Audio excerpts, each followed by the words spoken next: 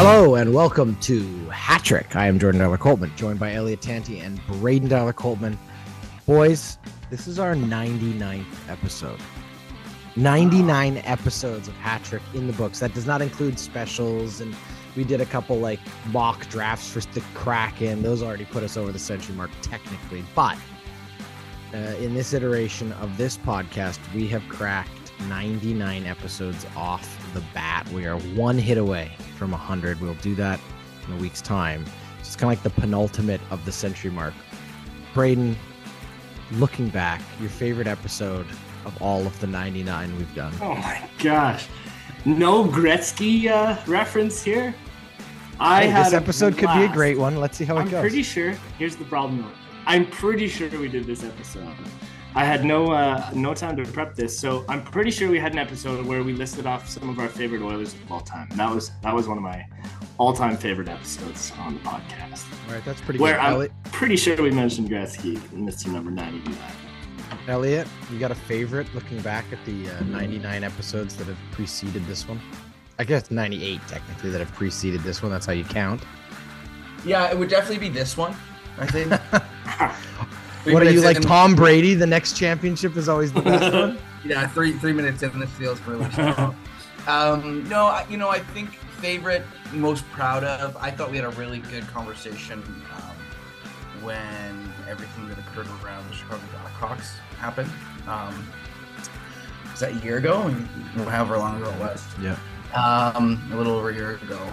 Was really proud of the honesty and the vulnerability of that episode, and I think it was really filled the mandate for me in terms of what this podcast is all about. So nice after all this time to see that, you know, they've truly been held accountable by the NHL and aren't just going to be rewarded with the next generational talent, having never once paid any kind of consequences as an organization. But you're right. No, I agree that I've always felt which like I think we might have predicted on that show. Yeah. I've always felt like our best work has come when we've had actual really like difficult conversations to have and to dig into. Obviously all the Brittany Griner stuff I think we've covered pretty well and had the big picture conversations, those things too. Anyway, if you've been with us for all 99 episodes so far, we appreciate it. It has been a lot of fun to do. Next week we will celebrate our 100th episode. We hope you'll be with us for that. Let's get to it, boys. Here's topic one. Okay, topic one. We're going to talk about the finals shortly here, but there was a final that was played tonight in Kamloops. The Memorial Cup has been awarded, and it has been awarded to the Quebec Ramparts. They beat the Seattle Thunderbirds. It was a very exciting tournament. I don't know how much of it you caught, but the Memorial Cup is always, for me, one of those really exciting tournaments because you've got all of these young players who obviously have a lot to play for. They know it's the biggest stage in junior hockey. They know that all the scouts are cramming the rafters of whatever building they're playing in across the country. You've got three champions of three different leagues and a host. And some years the host is kind of like they're just lucky and happy to be there. This year, the Blazers were a very competitive team in Kamloops and deserved in many ways to be there. They went out in a tiebreak game against the Peterborough Petes, who eventually also found their way home early. But we had Patrick Roy leading the Quebec Ramparts to the final and the Memorial Cup. That is not what we're going to talk about. What I want to talk about is related to the Patrick Roy part. There are currently 4 head coaching vacancies in the NHL. We have a rumor this weekend that Mike Babcock may be the next in line to take over in Columbus. So that would be a return to the NHL for him, having last coached in Toronto and leaving under sort of cloudy but not completely clear circumstances. Some accusations, but never actual like clearly defined ones around like bullying or kind of the style of coaching. Not that there aren't other coaches currently in the NHL who I would argue probably have equal or worse reputations for such behavior, but I digress. But what I wanted to look at is like, who are the big candidates in your mind for these jobs? Who is not an NHL coach right now that you think either should be or could be outside of like Patrick Roy? And if it is, when you look at those top candidates, where could these guys fit? Like, should Patrick Roy be in the NHL? Even if the question is, does he want to be? Clearly he's loving what he's doing and he's very good at it. But then I think there's a lot of people out there who are thinking Patrick Roy wasn't that bad in the NHL. I mean, he was big and loud and brash, but that's Patrick Roy. So I'll start with you, Braden. When you look at it, and I can give you the rundown of the teams that are currently without a coach. Right. looking for a coach. Where obviously it's the Anaheim Ducks who fired Dallas Eakins, the Calgary Flames who, moved both general manager and head coach at the offseason, the Columbus Blue Jackets, as I mentioned, and currently the New York Rangers. Now, most other teams seem to be happy with where they are. It's possible somebody's going to leave, but I doubt either team that's still in it is going to go. And if you've made it this far in the playoffs, you're probably happy. So let's say it's just those 4 spots currently. Who are the guys on your radar? Who are the guys you think should be coaching in the NHL who either aren't right now or, yeah? Well, we did talk about a little bit about the Blackhawks situation. I'd be curious, Joel Quenneville really was part of the initial group that is now the Florida Panthers in the finals. I'm curious if I'd be curious if they figured out a situation where he is back in the league. I can't really answer the question as to who out of the league should be. I'm not that connected with some of the younger coaches. But when you look at a guy like Patrick Roy, I do think that, this is how that path goes. You have a lot of success in another league, usually a feeder league like this. And he's done a really great job with that organization in Quebec. So I wouldn't be at all surprised if we saw Patrick Roy in the NHL next year. And if he's in the NHL, where do you think he fits best if it's those 4 teams? Because it's got to be one of those 4 teams to see him in the NHL next year, unless, of course, he's replacing someone mid-season. I saw an interesting shot of him greeting Jarome Iginla. So I'd be curious if now that he's in the front office in Calgary, they're starting to have some chatter around, hey, would this be a good fit? I don't think they wanted to fire Sutter, and then they did. So I think they're looking to kind of stop that gap and make something good out of what's going on in Calgary. Elliot, anybody jump out for you as potential NHL head coaches that aren't there right now? So this is not necessarily my area of expertise, but there's a name that I keep hearing, which was Joe Sacco from Boston. It was their assistant coach, and I think actually interviewed for the job that eventually went to Montgomery, and stuck around with the club. World record-breaking season out of Boston. But going to be interesting what that team looks like next year. If there's an opportunity, it might go to him. the other one that you hear about. And don't forget, Joe Sacco was part of that instrumental Colorado group. That's right. That became, finals group. Definitely one. So that's an interesting one. I hear in terms of, I'm always interested in sort of I think we're getting closer and closer to the top job going to a woman, and Jessica Campbell, who currently coaches an AHL team. That's one that I've heard rumbled around a couple times. This last one I'll say, and again, goes to the lead to, it's a nod to the lead to the opening of this show. But you have to think at some point here, Joel Quenneville is going to be back in the conversation in some way or another. I think he's currently on suspension, but there was some talk that he'd be meeting with Bettman over the summer to sort of talk about what have you done? What'll that look like? Anyway, I sigh. I don't endorse it. I'm not happy about it. I think you guys can all tell from the tone of my voice, but the NHL is what the NHL is. I'm a realist. Joel Quenneville has won a lot of hockey games. I imagine at some point that might be a thing as well too. Maybe not this year though. Yeah, and obviously Braden, I think you felt the same way. So when you look at it, the Rangers, I could see Joel Quenneville with the Rangers, and that's a good fit. That's the other 100%. Thing is I think that Elliot, you're bringing up a lot of people who necessarily haven't had their first shot, and that's possible. Like Sacco has been in the NHL as an assistant, but he hasn't been a head coach. There's Reardon too, right? Joe Sacco was the head coach in Colorado before he was fired. Oh, was he? I thought he was only. It was this weird situation where it was Joe Sakic as the GM. Was he there for a full season? Yeah, I thought he was only there for part of a season. Oh, we'll double check that. I'm just misremembering that. Well, we know how you Avalanche. Yeah, he was at the early end of the McKinnon years, 09 to 13. He was there that long. Yeah, man. Well, and I guess you got to consult me next time. Is this before Patrick Roy or after Patrick Roy? After. Okay. So the other ones though, for me, the thing I always think about is it's you have 2 choices in the NHL, and we kind of have seen a movement towards this. There's this real wave of new guys who are getting their first opportunities. Jay Woodcroft, Sheldon Keefe, guys like that who have worked and earned their spots by being in the AHL or coaching, and then there's always that other crop of experienced guys who have been around, maybe had some success somewhere and just haven't found their next place to land. And there's still a stable of those guys right now. And I would argue at least two of these teams are going to go with experience because they're looking to develop young players. They're looking to get better, right? I think Anaheim, having struggled with Eakins, who was only on his second head coaching NHL opportunity and second failure at doing so, would now look for a more experienced person. I'm going to give you a few names that jump out to me from that list. You've got Alain Vigneault, who obviously coached pretty well here in Vancouver, took them to the Stanley Cup Finals. Rangers. Pretty good with the Rangers, took them to the Stanley Cup Finals,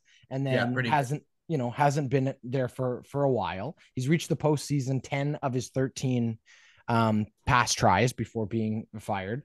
There's also Dave Tippett, who we know is out there. And I think there was a lot of speculation that had Seattle struggled this year, Tippett might have gone back there because he had previous relationships with that organization before they joined the league. But obviously they did fine. They did really well, but he's out there and experienced enough that there may be a team that thinks they'd like what he has to offer.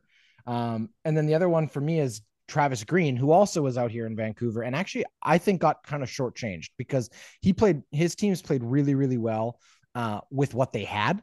I think they had very poor management and bad asset management. They brought on some dumb contracts that limited them. They had a very good bubble playoff. If you remember in Edmonton, they got all the way to the Western Conference final with a team that shouldn't have been there. And that was a great example of a young coach. But for me, he's like the Dallas Eakins example. He's had a taste. We've seen a little bit, but is there a team that's ready to give him a second sort of crack at it? And then there's one last name who Edmonton Oilers fans remember, and I think deserves a second chance in the NHL, and that's Todd Nelson, who really got shortchanged in Edmonton because he came in halfway through that year and made the Oilers better while he was there with a really bad situation. But it's one of those things where some of these guys toil away in the AHL waiting for that opportunity. And when the opportunity comes there, it's like, okay, here you go. Here's a huge, truck of shit. Do the best you can to keep it on the road. And that's what they were doing. Did he succeed or precede Ken Hitchcock? Precede. Like it was one of those blips of coaches. He preceded Todd McClellan. Right? Because McClellan and Chiarelli came in after that debacle. Yeah, so they were the next. And also, upon receiving the draft pick that got us Connor McDavid. Exactly. Yeah, Jordan, I think this is an interesting topic. Like one of the things that's kind of weird about coaching decisions, more so than anything else, maybe affects management, but not to the same level, is a lot of it's really determined by, we talk about it all the time. When you're a general manager, you kind of get two coaches, right? And so you might get your all-star for your first one, and then your second one has to, it needs to work. And how you make that determination is really up to style, but really consequential. So I think about someone like Jay Woodcroft, right? It was very clear that Dave Tippett was the one that was supposed to be the answer, and that didn't work. And they weren't going to spend more money on coaching. They needed to find an answer from within. And it was sort of either Holland was going to be behind the bench or he was going to have to pull someone from inside. Now it ended up working out really great. Jay Woodcroft's done a great job and had done a good job in the AHL. So, that was a smart decision. It worked out really well. Whereas you do see teams like Toronto 8 years ago, because that's why we're talking about it, the 8-year deal, $5 million per for Mike Babcock, and going all out in these sorts of things. And it's really situational and organizational dependent. Those are two really extreme examples, and there's a million different things in between. But can I say another really extreme example? You just said 5 for $5 million. Is that right? 8 by 5. 8 years by $5 million. So Monty Williams in the NBA just signed a 6-year, $70 million contract. It's yeah, well, very different financial situations. You're right. Crazy. You're right. It's crazy. The pressure, all of that. I mean, if you want to speak about other head coaching vacancies, the NBA is a whole other conversation. There's for sure. 100%. So many good coaches. I would go back to where I started with this, with the Patrick Waugh question. I'll answer it for myself. I don't think we see Patrick Waugh in the NHL this upcoming season, because I don't think that I think for Patrick Waugh, I think he likes the control and full, sort of totality of the role he gets to play in Quebec. He's the owner, he's the general manager, he's the coach. It's his team. He owns it too. Yeah. Oh my goodness. He runs the show, which is the Patrick Waugh way. And I think that he appreciates and likes that job. Look, he just won a Memorial Cup. He's got the team to go and do it again next year if he wanted to. Like if they can play the way they played this year, they a lot of returning players. It's a young group. They're going to be good again. And I think he likes that. I think to make a jump back to the NHL for Patrick Waugh, it needs to be the right situation and it needs to be the right team. He's not going to go to some team like, you know, the Anaheim Ducks who are looking to rebuild. That's just not he's just not interested in that. He is going to be looking for like, and I also don't think you see him in like New York. I don't think he wants to be in that kind of market. The only big market he would, I think, go to would be Montreal. And if it doesn't work out with Martin St. Louis here in the next year, that's where I would be looking a year away from now of saying, do they make a big splash? We know how important it is to that community that it be a Quebecois coach. They have to be, there's just something so culturally important about who it is and how it is there. And if this team continues to struggle, that's the kind of move an owner would make to try to tell its fan base, look, we care. We want to make a big splashy, shiny move. He's clearly succeeded in Quebec. His family's in Quebec. He coaches and owns his team in Quebec. He's important to the community in Quebec. That would be like, here's Patrick Waugh, St. Patrick, the savior, coming to try to take us to the promised land kind of move. Too much. That also Patrick Waugh would go for. That Patrick Waugh would go for, right? He wants that kind of splash. I would say I don't hate that storyline, and there is a storyline there. But as long as Dylan Vigneault does not have a coaching job, he is always up next, definitely ahead of Patrick Waugh for the Montreal Canadiens job. 100%. And that might be the case too, but he was available when Martin St. Louis was hired. That's right. So all I'm trying to say is I think that for me, Martin St. Louis is the same thing. That is a flashy move. That is a sexy move that Montreal wants and likes, and that's what their fan base gets up for and will sell tickets. Patrick Waugh on the bench sells tickets. Not that Montreal has a problem with that, but the point is that's the thing they think about most, right? How do we make it? Anyway, that would be like my hot take on that, but I really think that that's the fit for where he is. That's the same reason he went back to Colorado. His first coaching gig was with a team that he knew he had a relationship with and it fit. You know what I mean? He wasn't going to go coach, the Florida Panthers. Is Aikens done? Aikens is done, I think. You don't think he does a Marley's connection with Dubas? And I don't know. What I would say about Aikens is I think that he's really respected around the league. People really like him. I think he can consult and have jobs in the NHL for a really long time, but I think it'll be he has a bit of a wait now before he comes back.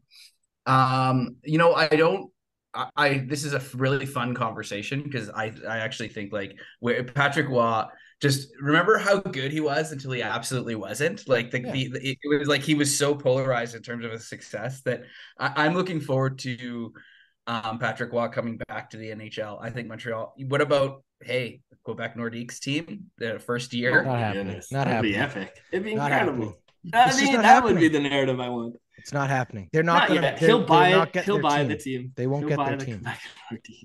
They're not getting their team. If Phoenix moves, it's moving to Houston or I don't think Kansas it's City soon. Or Salt Lake City. Frankly, those are three ahead of Quebec. Not the only way Quebec gets a hockey team back is when Gary Bettman is no longer the commissioner. All right, that's topic one. Let's leave it there. Creativity has the power to take our breath away, to move us to action or reaction, to invite us to feel more fully alive. And when the creativity is coming out of the kitchen of a local restaurant, the experience has the power to do all of the above and put a smile on your face.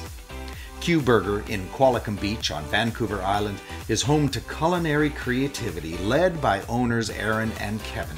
Together they have managed to make a local burger joint a must-stop on any trip up the central coast of the island. In fact, readers of Canadian Living magazine recently voted it one of the top 5 burger restaurants in Canada.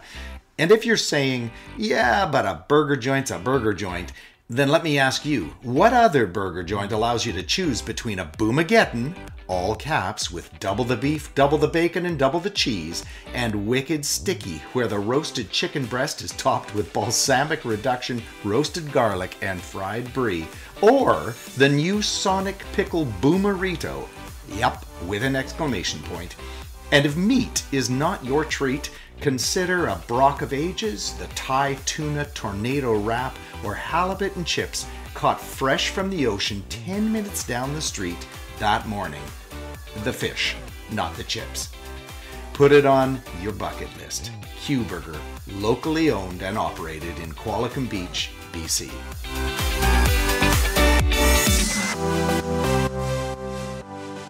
All right, here we go with topic 2. So we played in the fantasy world of speculation. Now let's get down to what's really going on. We've got 2 championship rounds occurring.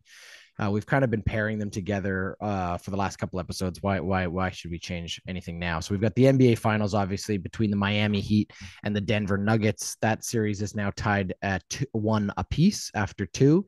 Very dominant first game for the Nuggets. It was funny, Braden. You know how often in basketball games you get to the last kind of like 3 or 4 minutes of a lopsided game, and the commentators start doing the promos for the next game, and you're kind of in garbage time, and they're trying to fill because they're just like, we know people are already starting to switch the channels to something else. That started in like the 7-minute mark of the third quarter of game 1. Like it was like already they were teasing, oh, don't worry, Miami will punch back in game 2. It's like, they've got still like 40 minutes to play here, but it was over. Very solid. The other really funny one for me I've been enjoying is all of the hot takes from everybody going, wow, I think Jokic might actually be a star in this league one day. It's like, one day he's a 2-time MVP. Where have you been? Living under a rock? Round, second round pick. Even guys like Mike Wilbon on PTI are like, yeah, Jokic has finally arrived. It's like, finally arrived after 2 seasons of MVP? And you know what I mean? Like, sure, he hasn't necessarily had the guys around him, but like, come on, get out of here. He's been good for a long time. You guys just don't pay any attention to Denver. But I'll tell you the difference. When Jamal Murray's not playing with him, he is a different Jokic. He's a 2-time MVP. Because he has to do everything. But when Jamal Murray's with him, it's no, I'm just saying that this duo is seriously what's the word? Underappreciated. Underappreciation. There you go. All right, let's jump to. So we can talk about that one as well, but let's also talk about the NHL one. We've got the Vegas Golden Knights versus the Florida Panthers. Alex, did you watch game 1?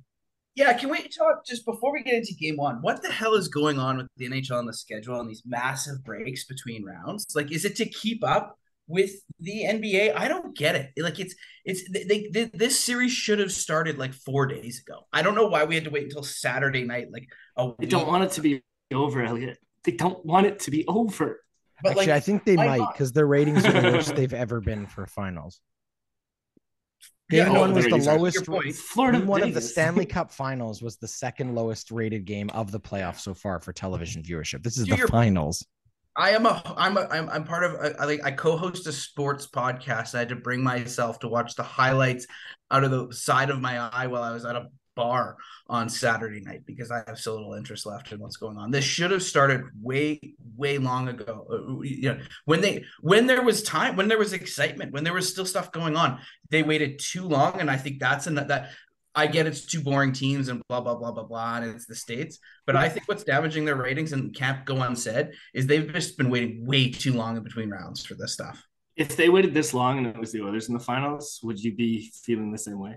No, because I love them to have the rest, right? Of course. There's something going on, but it is interesting. The Florida Panthers didn't play for 10 days. Yeah, that's a long time. That's longer than the but it does feel usually like there is a bigger break before the finals because there's a lot more media going on. There's a lot more hype kind of swelling around the presentation of it, if you will. But 10 days that gets you out of rhythm for sure.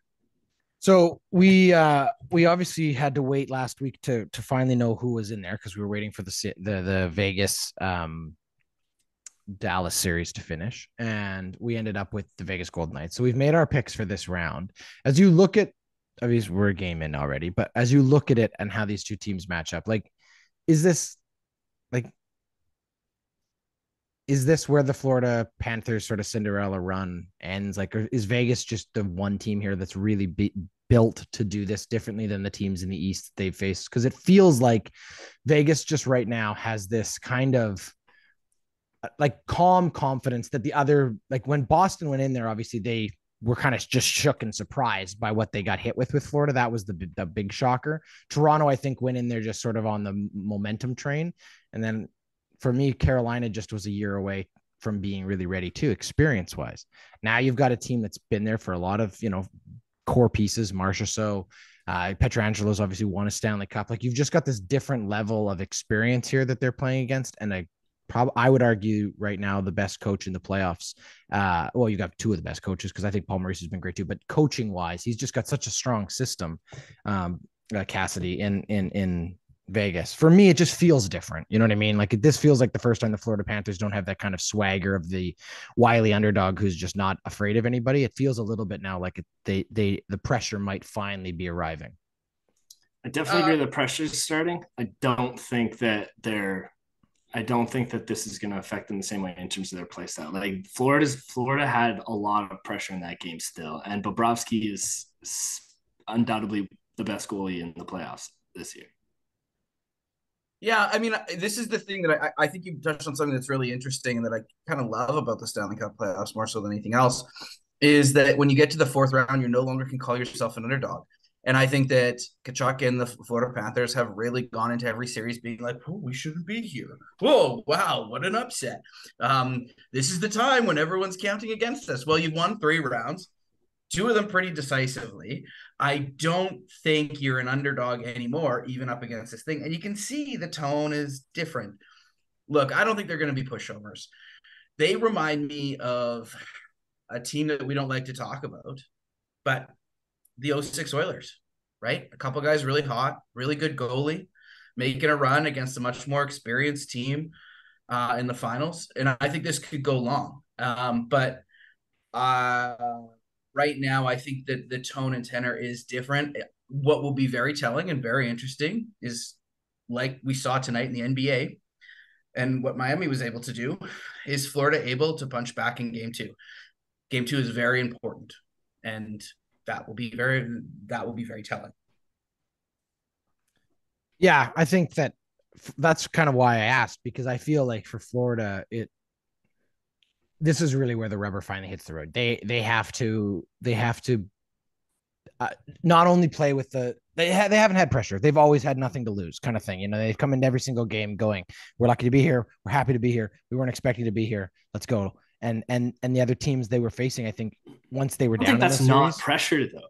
No, I think it's just different though. Like, when the Edmonton Oilers are in any single playoff round, there's a different level of pressure because of the expectations that are on that team and those players. When you're the Florida Panthers and you're coming into the playoffs, your fan base of whatever it is already thinking it's gravy. It's great. This is fun. This is great. We're here. We're happy. There isn't the media pressure. There isn't the local scrutiny. There isn't any of that stuff. You are the small team. The pressure for them to win is greater because those other teams are better. Not at all. No, not at all. Because again, those other teams have all of this additional media coverage, all of this additional fan pressure, and there's parties in the streets. There's multiple block parties going on in Toronto, in Edmonton, in Calgary, wherever. Even in like cities like Boston, where hockey matters because of like 30, 50, 80-year-old generation of hockey fans who have built a culture around what that team is. Florida doesn't have that. I'm sorry, they don't. Right, but that doesn't change diehard for the players. No, I think it does though, because they're not turning on their TV every single day in their home market and getting inundated with talk about them. They're not. They're hearing about the Heat. They're probably hearing more about baseball, frankly, in Sunrise, Florida, than they are about the Florida Panthers. I'm sorry. And I'm not trying to, degrade the sports fans in that community. I'm sure there's lots of them out there. They're selling out. They're in the finals. They should be excited. They've been to the finals once before as an organization, and I know that people care. But the point is, they don't register. If you were to poll American sports fans across the country and ask them to name like 10 NHL teams, no one is throwing the Florida Panthers in there during the regular season as a team that jumps to mind, right? They're just not one of those markets, is what I guess I'm trying to say. And that's the difference. So when they get it, neither is Vegas, forever, frankly, the Florida Panthers pressure is correct. I don't think the pressure, I think to win the Stanley Cup. Sure. But that's what I'm saying. Now they're here. This is the first time that the attention is on them, that they are as big a part of the narrative as the opponent is. Vegas is the number one team in Vegas because it got there first, right? Obviously, during football season, it's all Raiders.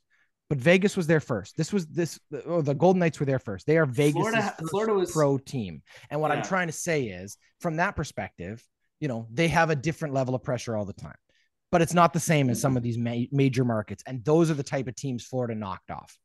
They beat the freaking Boston Bruins, Toronto Maple Leafs, and then even in Carolina, there's a different expectation. Teams. That's a Stanley Cup. That's a Stanley Cup championship team. But that's what I guess I'm saying. It's just different. And I do wonder if that changes what this, and the stakes feel higher. Yeah, I mean, I agree with you, but I agree with you for different reasons. It's not about the teams. It's not about how valued the team is in its current market. The pressure changes because you're an 8th seed and you knocked off everyone up until this point, and now all of a sudden you've knocked off 3 really good teams. You're no longer an underdog anymore. You're the best team in the East, and you're going up against the best team in the West. Yeah, and on paper, it's a coin flip. It may not be, but that's the change in this round, and I think that changes the perspective. Let's apply the same logic then to the NBA Finals just for a second, because we brought them in here together. You've got 2 very different markets too. I guess the question is this: the Denver Nuggets, all playoffs long, have used the narrative that I even kind of teased off the top, which is like, nobody cares about us, nobody's paid attention to us, nobody knows how good we really are, right? Even hasn't their coach been continually saying every time he's been sort of pressured on like, you're exceeding a lot of people's expectations, and he kind of puts the stat lines in front of, I think it was during the Lakers series. It was, they were up 2-0, 3-0 already in that series. And the media is coming at them being like, wow, I wonder when the Lakers are finally going to turn this around, instead of being like, wow, the Lakers are being absolutely pummeled by the Denver Nuggets right now. And I think his exact quote was something like, yeah, well, they can stick that in their pipe and smoke it. And the point of it is they can ride that narrative for so long too. But now you're in the finals. People have noticed you're a legitimate contender, obviously. You can't play the, oh, shucks, we're just happy to be here card, and oh, shucks, everyone's underappreciated and underestimated us card anymore. You're a favorite. You're the favorite out of, the West. That's the truth.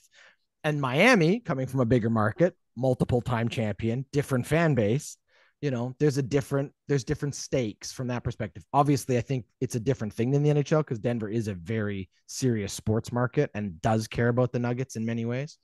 But I think it's just been different. You know what I mean? And the pressure is different for a guy who's been a 2-time MVP and has to get his chip. So should we announce our picks here real quick before we move forward? Let's do the NBA one. We are obviously already into the series, so it's kind of cheating, but I think we all made our picks ahead of time. Braden, who do you have and in how many games?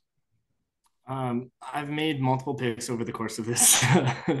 I'll just pick whatever the opposite of what Braden says. But I'm quite sure that if you look back as you're scrolling through our 99 episodes, that I think around 80, I guess. Mm-hmm. I'm not sure. But earlier begin the season, I would have predicted the Denver Nuggets winning the whole thing this year. The series is 2-2. We already know that, but how many games?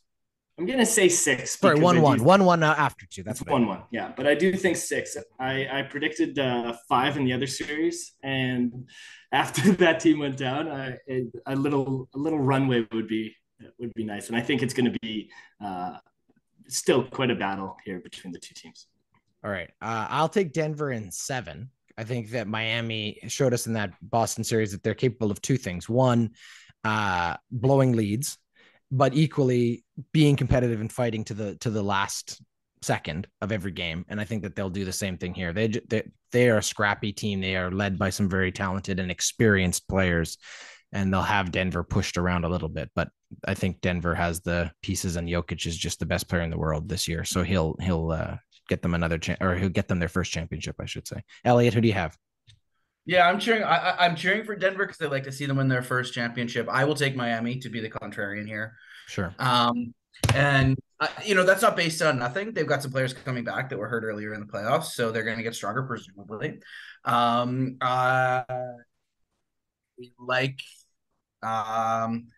Lowry. We do like Kyle Lowry. We also like Jamal Murray. I like Kyle Lowry. Hey, hold on. He's won a championship. He's won a championship. He's got championship pedigree. I don't think there's a sport. I would even say there isn't a sport where that's more important than basketball. Even hockey, I would say. I think having someone that's done it before on a basketball team does change your entire dynamic. And they've got him. Anyway, it's a long shot. I cheer for Denver, but I'll pick Miami in 6.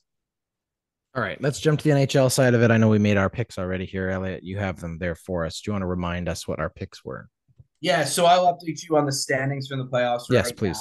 heading into round 4, the final round, Jordan, you have 5 points. Braden, you have 6 points, and I lead with 9 points. I can't be caught, so I'll be the champion of the playoffs this year. But you two are still close. Oh, anticlimactic. Congratulations.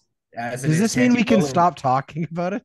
Anti-polling. This finals is boring. No, we don't even have to pick. So we should pick MVP. Finals MVP. Right, we'll do that too. At the end of this. So between the two of you, Jordan, you have Vegas in 6. Braden, you have Florida in 5. I took Florida in 6 because it's a fun pick for me. And I will take, based on my pick, I am going to take Sergei Bobrovsky to be the playoffs MVP. Yeah. Win or lose? Win or lose. Woo! The Jaguar. He might pull the Jaguar. I also think that happens, Elliot, frankly. I mean, Tanti polling has been pretty right this year if you go back through all of our episodes. And I got to stick with you, buddy. Bobrovsky. He's been insane, man. And fortunately, he's been playing to the contract he was signed to. Finally. Yeah. And he didn't start the playoffs. Okay. So here's the thing. First off, I don't think a player from the opposite team is winning regardless. I think the Conn Smythe trophy will go to a player from the winning team, regardless of which team it is, period. The only time it's ever been different was Jaguar, and Jaguar set like NHL records for goaltending that year. Like I'm sorry, Bobrovsky's not there. It's not the same. It's just not the same. If they win, it's not. That would be why. No, I don't agree. I think that you also have to think about who votes for this trophy and why they vote for this trophy. It's the same thing with MVP. It's like people are always like, oh, well, it should be pretty obvious. It's like, no, because these are human beings who are voting that are fallible, dumb, and in many cases very biased. And here's the key piece of all of that.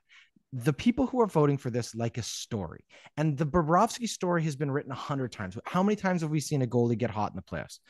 The story that hasn't been written is the story of a guy who wins 3 games in a row, 2 of them in overtime and 1 of them with 30 seconds left in a round, in a series that saw a 5-round overtime game. He won it, threw his hands up in the air and skated off the ice. He did that 3 nights in a row.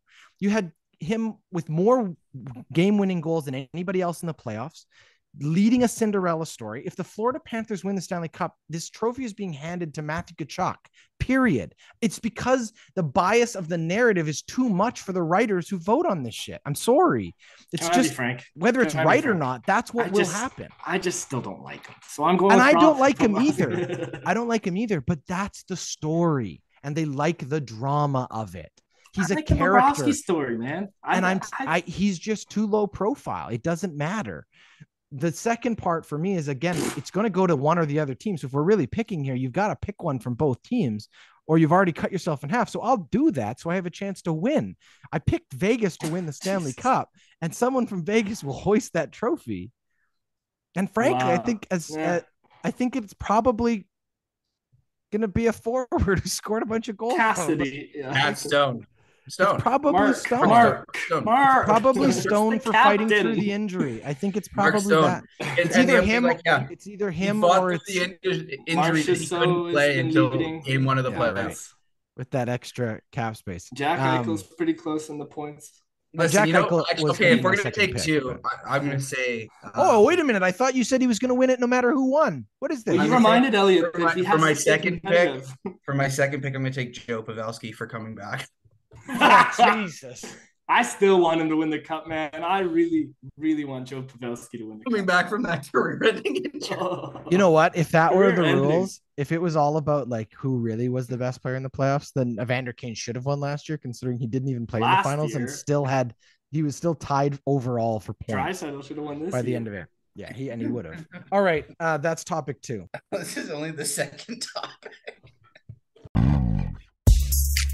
The Ordinary Podcasting Network is excited to announce that we have launched a merch store on our website. The store is full of ordinary swag, including t-shirts, hoodies, and hats. You can pick out something awesome and support your favorite podcast today by heading over to ordinarypodcasts.com. All right, we're going to do hats off here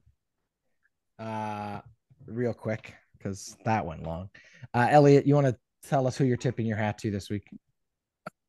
It better not be Sergei Bobrovsky. My God. No. Alana Sharp. I've been following a lot of golf. So this weird thing happened where I had to spend the long weekend in Calgary because of work. And so I had access to the Golf Channel and sort of fell in love with women's golf. Man, the Golf Channel after the WNBA and the NBA, in terms of highlighting women's sports, golf might be, and the PGA Tour might be next.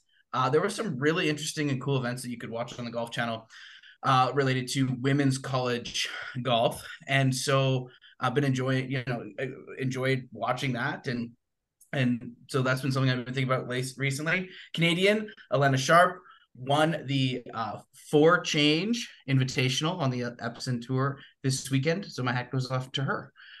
Excellence in Canadian female athletics. All right, Braden, who are you taking your hat off to? Giving my hat off to Zlatan Ibrahimovic, who's finally retiring after 21 seasons. Maybe. Football legend. Yeah, maybe. They always come and go, but he's officially announced retirement. And Zlatan, one of those athletes that just embodies his first name, and that's the identity, the legend that he creates. A very polarizing player in his time. Tip my hat. And have either of you watched the last season of Ted Lasso yet? I have. Yeah. Zlava, isn't it? Or Zava, whatever it is. Like without like the most plagiarized inspired. Plagiarized. What do you mean? Inspired. Anyway, it's a ripoff of Ibrahimovic. It's very funny. Of course it is. It's life so imitating art because he retires partway through that season, and so too now is Zlatan. That's a good pick, Braden. Mine is going to be a bit more tongue firmly planted in cheek here. I'm taking my hat off to, without question, the most like unadulteratedly full of shit human being I've ever met in my entire life. But he does it with such confidence. And when he sits down at a microphone and he talks about how they're fully committed and truly believe that this will still work, he does so with no air of self-awareness, with no sense of irony, and with no real respect or dignity for the sport for which he is the commissioner. Gary Bettman, my hat is off to you for once again sitting down and somehow without even a blush in your cheek suggesting that you are still fully committed to the Phoenix Coyotes being in Arizona. The idea that he has the unadulterated gall to tell me that he is still looking for another permanent home somewhere in the Phoenix area. You have exhausted every single community. If there is not a more dry, man. If there is not a more blatantly clear sign that you need that this team belongs somewhere else, that this community does not care, does not want them, will not pay for your freaking arena, they are irrelevant. Period.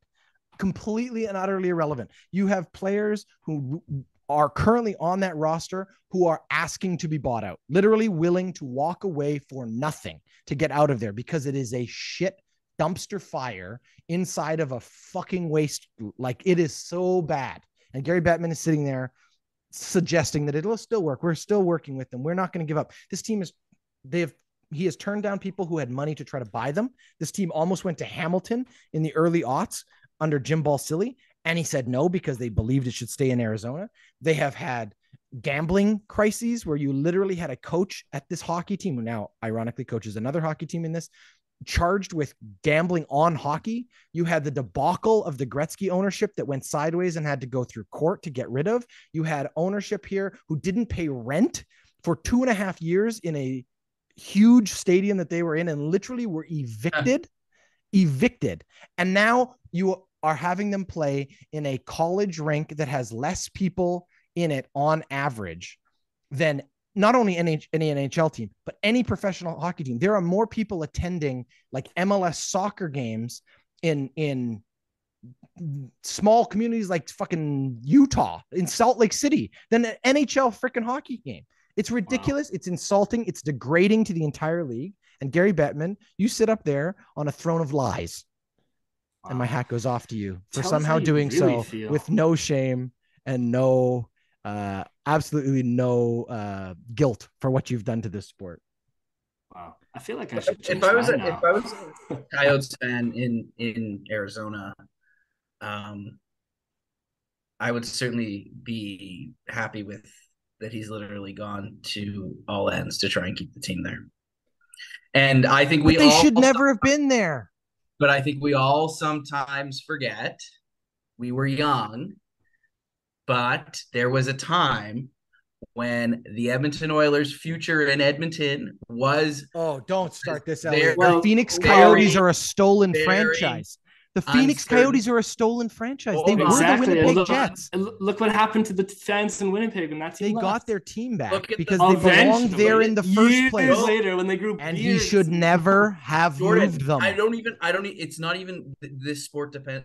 Imagine being a fan in Oakland and Yeah, losing wow. your See, football these are team. different situations, Same and with here's why. baseball No, team. no. We're Or turning your this into a topic basketball now. team. We're turning this into a topic now. There's a large story here.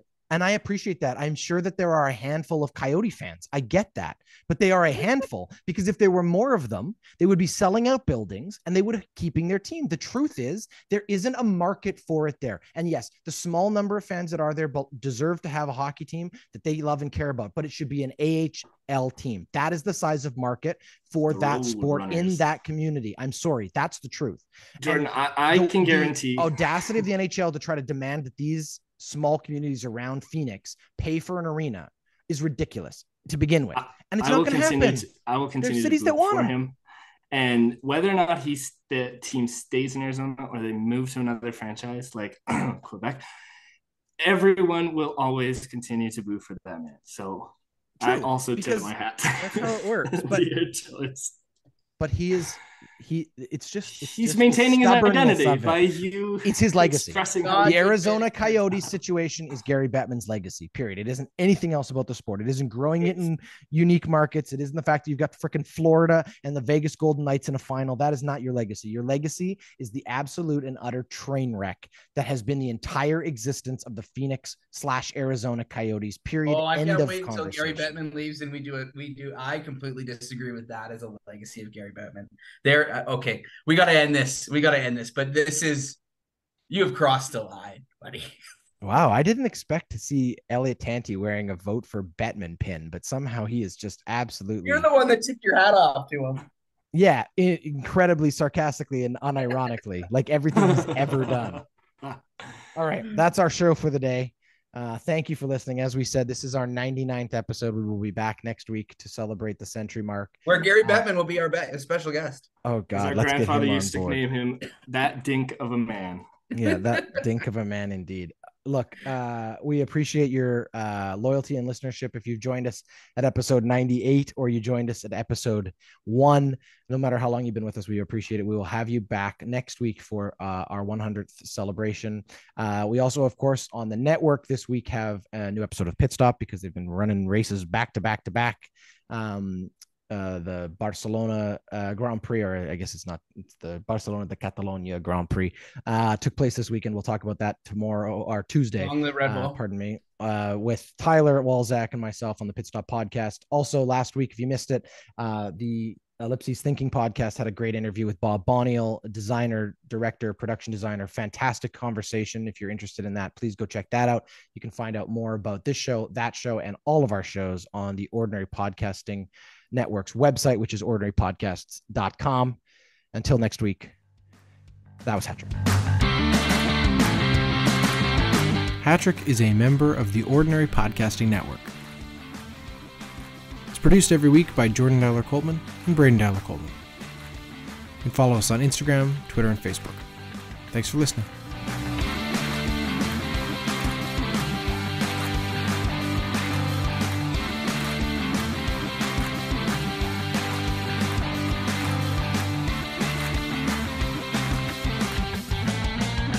The Ordinary Podcasting Network wishes to acknowledge that the lands on which our conversations take place include Treaty 6 territory, the traditional meeting ground and home for many indigenous peoples, including the Cree, Dene, Saulteaux, Blackfoot, Métis, and the Nakota Sioux peoples, as well as the unceded territories of the Coast Salish peoples, including the territories of the Musqueam, Squamish, and Tsleil-Waututh nations. We acknowledge the many First Nations, Métis, and Inuit whose footsteps have marked these lands for generations, and we extend our appreciation for the opportunity to live, create, and share stories on these territories. The Ordinary Podcasting Network intends to engage in conversations and dialogue which acknowledge that reconciliation is not a destination, but a journey, and that we remain committed to practicing our craft in a decolonized space.